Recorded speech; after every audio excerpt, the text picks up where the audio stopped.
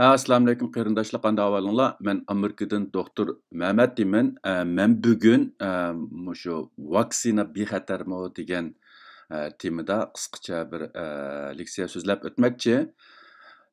Ko'pinchimizning xabari bo'lgandekidek, hozir bu Xitoydan tarqalgan bu vaboninki dunyo miqyosida keng tarqalishiga va vaksinaning, ya'ni unumlik vaksinaning dunyoga kelishiga ergishib, insonlar bir tarafdan xush bo'lsa, bir tarafdan bu vaksina bexatarmi degan bir savol o'tirg'i chiqib, kishilar orasida bu vaksinaga nisbatan har xil qarashlar paydo bo'lmoqda. Shu sababdan ba'zi qarindoshlar menga ayrim uchur yo'llab, shu vaksinaning bexatarligi to'g'risida qisqacha bir tushuncha berib o'tishimni so'ragan edi. Shu sababdan men ba'zi izlanishlarni ilib bordim. Bugun shu izlanishlarga asosan men bu haqda qisqacha to'xtalib o'tmoqchi. Amerikada mushu insonlarningki vaksinaga bo'lgan ko'z qarashi, ya'ni udirish, vaksina emlashga bo'lgan pozitsiyasi yoki vaksinaga bo'lgan bexatarlik ko'z qarashlari to'g'risida har xil ra'y sinashlarni ilib borgan bo'lib, men bu yerda faqatla shu ra'y sinashlarning ba'zilarining natijasini sizlarga o'rtoqlashmoqchi. Albatta, bu o'xshamagan ra'y sinashlarda o'xshamagan insonlarni nishon qilganlik uchun ularningki natijasida ba'zi farqlar bo'lishi mumkin. Men bu yerda faqatla vakil xarakterlik bir natijani o'rtoqlashmoqchi. Bu yerda ko'rsatilgan sonliq ma'lumotlar hargizmi mutlaq bir sonliq ma'lumotlar bo'lmasdan, faqatla shu ra'y sinashdan kelib chiqqan natija. Endi ko'rayotganinglardek, bu sol tarafdagi QR ra'y sinash degan bir ra'y sinashning natijasida Amerikada faqat 12% odam shu vaksinani shu chiqishi bilan lakinsa udurman deb qarayotgan, ya'ni vaksina emlashga boshlaganda udurman deb qarayotgan. Andan keyin ko'p qismi, ya'ni 50%dan ortiqi kam deganda 3 oy saqlab, andan keyin udurman deb qarayotgan. 30% atrofidagilar men vaksina udurmayman deb qarayotgan. Endi bu vaksinaga bo'lgan ishonchi jihatda shu o'xshamagan Amerikadagi o'xshamagan 3 xil irqidagi, ya'ni qartallik, ispan til so'zlaydigan va oq tallik, bu Amerikaniki asosliq nupusi shu 3 xil irqidan tarkib topgan bo'lib, ularning ichida oqlarningki vaksinaning bexatarligi bo'lgan ishonchisi eng yuqori bo'lib, 50% odam vaksinani bexatar deb qarayotgan. Andan keyin qilib qolsa, ispan til so'zlaydiganlarning 41% odam vaksinani bexatar deb qarayotgan. Qartallik, ya'ni afrikaliklarningki vaksinaga bo'lgan ishonchisi eng tuvan bo'lib, faqat 21% odam vaksinani bexatar deb qarayotgan. Endi bu vaksinadan andisha qilayotganlarning ichida nima sababdan andisha qilayotganlar ko'p degan vaqtida shu bexatarlik nuqtasidan chiqish qilib vaksinani rad qilganlar eng jiqqa, ya'ni 45% odam o'ziniki vaksina emlamaslikniki sababini shu vaksina bexatarlik emas deb qarganlikdan deb javob bergan bu ra'y sinashga. Andan keyin 15% odam meningki vaksina udurmasligimning asosli sababi men azaldan vaksinaga ishonmayman yoki vaksinaningki bexatarligiga ishonmayman deb qarayotgan. 14% odam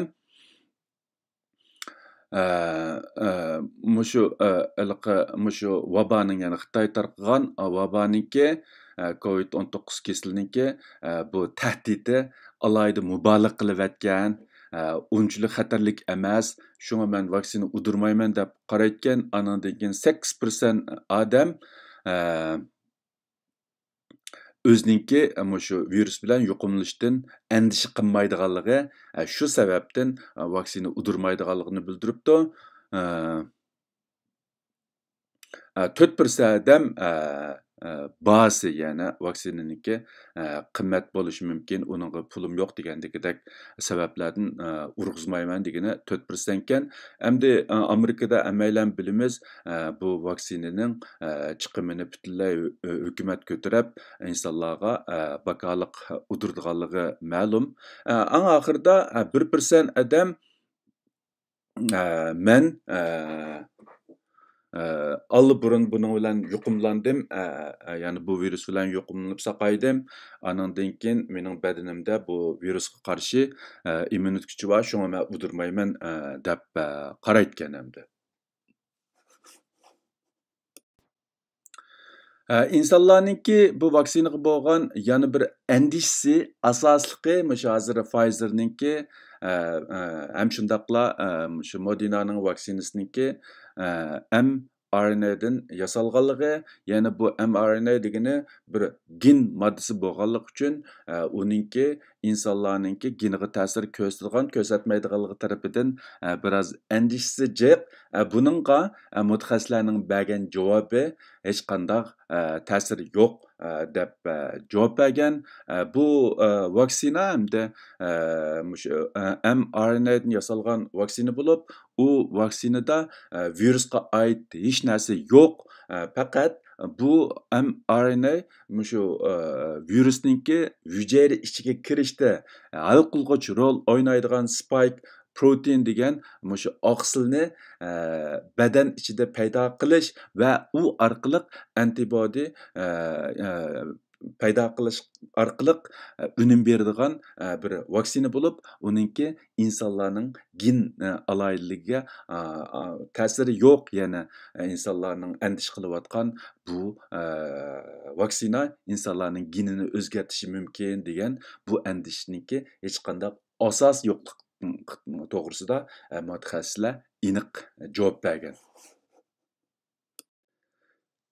Ko'rayotganimizdek, shu juma kunisi, o'tib ketgan juma kunisi Amerikaninki yuqori amaldorlardan shu prezident Donald Trumpdan boshqa ko'plagan amaldorlar bu vaksinani rasmiy shu muxbirlarning oldida, yana televizor ekranlarining oldida o'g'izib Amerika xalqiga bir o'zininki bu vaksinaga bo'lgan ishonchisini ifodalab o'tdi.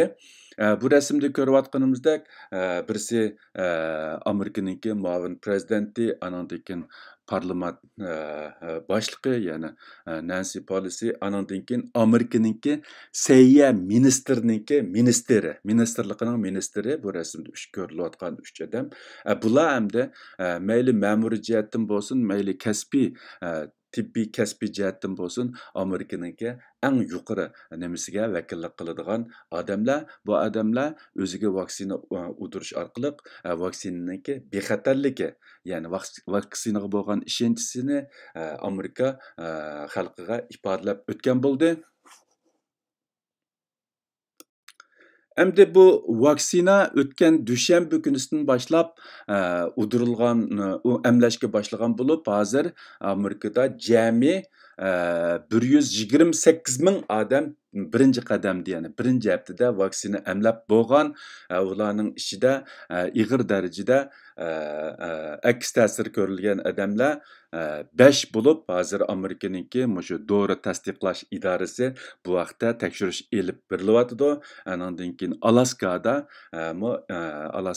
2 odam da ig'ir aks ta'sir ko'rilgan. Bularning hammasi shu vaksinani tasdiqlagan Amerikaning FDA idorasi tarafidan jiddiy tekshirilyotidi. Lekin hozir qadar bu 128 ming odamning ichidan menda qazo qilganlar yo'q. Shunga umumyuzlik aytgan vaqtida vaksina yanala bexatar deb qarashga bo'ldi. Endi hozir qadar ko'rilgan ahvollarga asoslangan vaqtida vaksinaning ko'p uchraydigan aks ta'sirlari horg'inlik his qilish, bosh og'rish, muskullar og'rish, titrak besish, qizish deganlar bo'lib, bularni alayda bir taraf qilmasimi o'zligidan yaxshi bo'lib ketadiganligi ma'lum. Undan başqa vaksinaninki oz uchraydigan ig'ir darajadagi aks ta'siri, ya'ni allergiya bo'lib, buningda ko'pincha kishilarda terisiga qizil chiqish, nafsi qisilish, yurakning so'qishi tezlashib ketish, limfa tugunchilari ishib qilishdagidek ahvollar bo'lgan. Bularning ichida ba'zilari yotoqda, ya'ni balansga yetib jiddiy qutqizishga majbur bo'lib 24 soatdan 48 soat ichida asliga kelgan.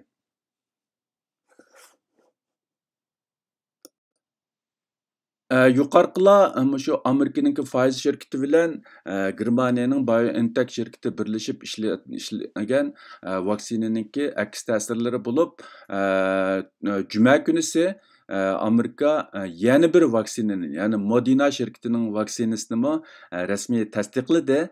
Bu vaksinami pat yaqinda urilishga boshlashi mumkin, emlashga boshlashi mumkin. Hamda bu vaksinami garchi mRNA vaksinasi bo'lsa-mu, lekin Pfizer'ninki vaksinasidan biroz farqliq. Balkim bu Pfizer'ninki vaksinasiga allergiya bo'lgan odamlar balkim bu Modina'ning vaksinasiga allergiya bo'lmasligi mumkin. Hamda buni pat yaqinda rasmiy emlashga boshlagandan keyin ko'ramiz. Bunday aytgan vaqtida insonlar orasida kam deganda bir tanlash bor deganlik. Bugungi bu vaksinaning bexatarlik to'g'risidagi qisqa leksiyani mishada oxirlashtirmoqchi. Hammanglarningki ko'ngil qo'yib anglaganinglarga ko'pdan-ko'p rahmat. Agar bu haqda yana ayrim savollaringlar bo'lib qolsa, menga avatsanglar bo'ldi. Xayr xo'sh, Xudoga omonat. Ko'rishguncha omon bo'linglar.